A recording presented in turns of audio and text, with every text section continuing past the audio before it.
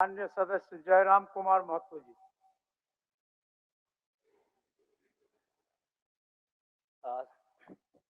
सबसे पहले परम श्रद्धेय आदरणीय अध्यक्ष महोदय को आज सदन का अध्यक्ष चुने जाने के लिए बहुत बहुत बधाई, असंख्य शुभकामनाएं।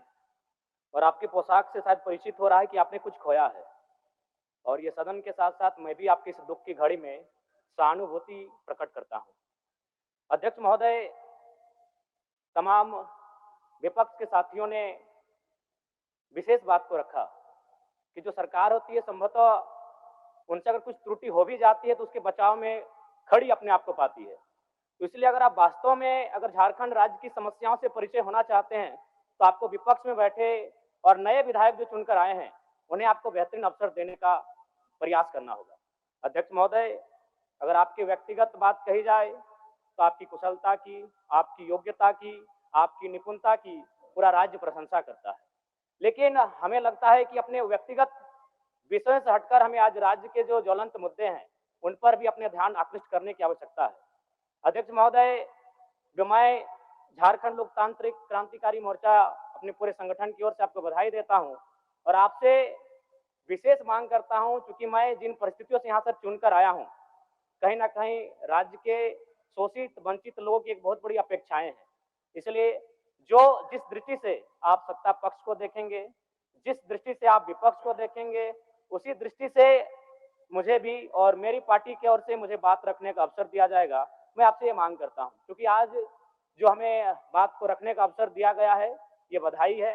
मैं आपको पुनः बधाई देने के साथ साथ बस मैं ये कहना चाहूंगा, चूंकि मैं एक छात्र के नाते इस विधानसभा में आया हूँ, छात्र की गलियों से, छात्र आंदोलन से मैं पहचान बनाकर आया हूँ, और मैं आपके माध्यम से सरकार तक ये संदेश देना चाहूंगा।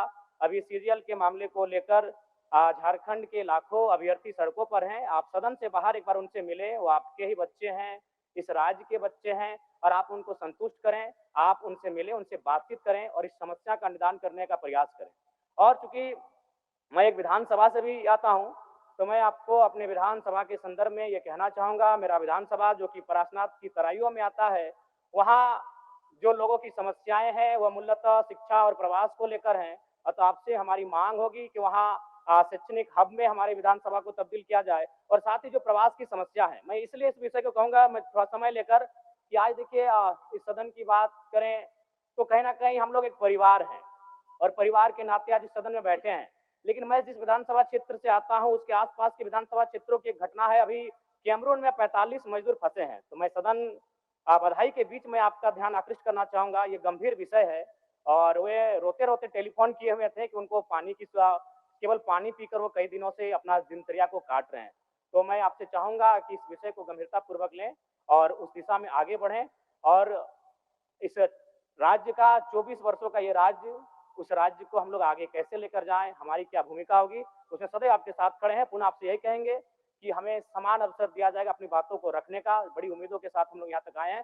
पुनः आपको माननीय अध्यक्ष चुने जाने पर बहुत बहुत बधाई, बहुत बहुत शुभकामनाएं।